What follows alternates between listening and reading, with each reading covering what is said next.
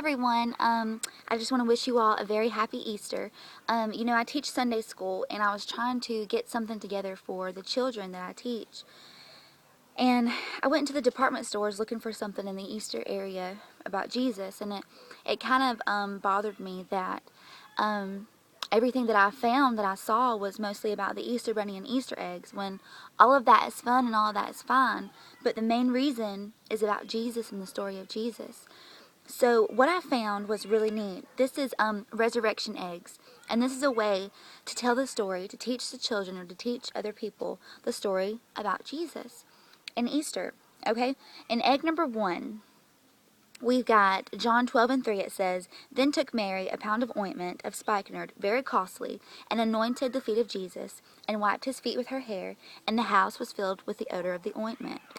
So in egg number 1, we've got some cotton dipped in some costly perfume when Mary anoints the feet of Jesus. Okay? Egg number 2.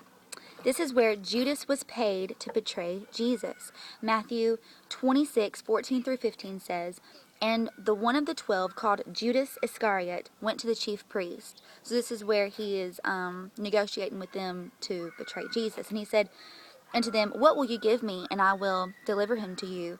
And they covenanted with him for 30 pieces of silver. So in egg number 2, we've got 3 dimes for 30 pieces of silver. Okay. Egg number 3.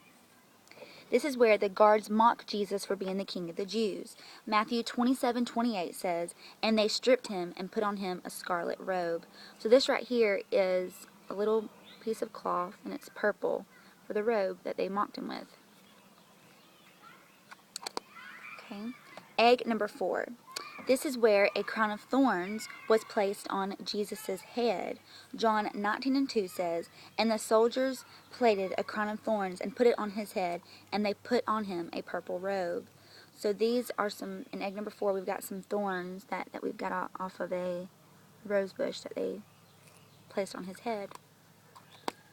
Okay. Egg number 5. This is where Jesus was whipped, but that wasn't enough punishment. Mark 15:15 says, "And so Pilate, willing to content the people, released Barabbas unto them, and delivered Jesus, when he had scourged him, to be crucified."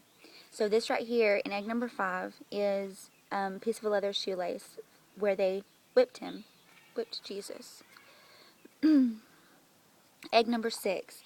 This is where Jesus carries his own cross and was crucified on it. John 19:17 says, "And he, bearing his cross, went forth into a place called the place of a skull, which is called in the Hebrew Golgotha." So this is where Jesus bears his own cross. This is a little cross charm. Okay. Number 7. This is where Jesus was nailed to the cross.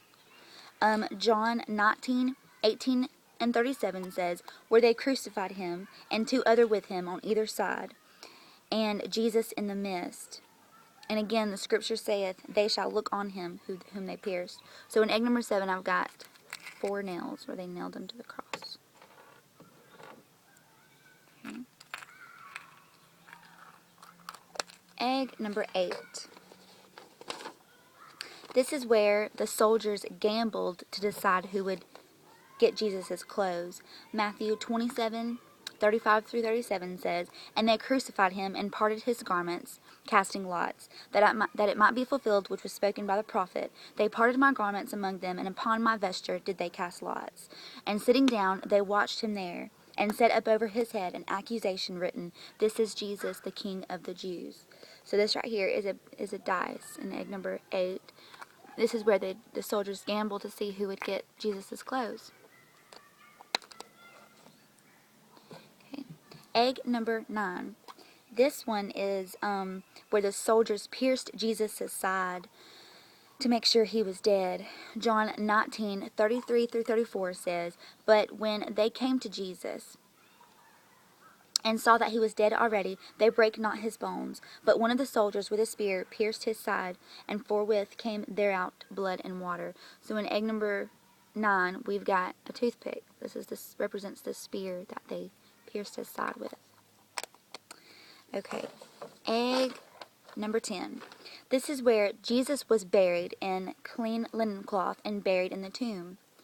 Matthew 27:57 through 61. When the even was come, there a rich man of Arimathea named Joseph, who also himself was Jesus' disciple, he went to Pilate and begged the body of Jesus. Then Pilate commanded the body to be delivered. And when Joseph had taken the body, he wrapped it in clean linen cloth and laid it on his own new tomb, which he had hewn out in a rock.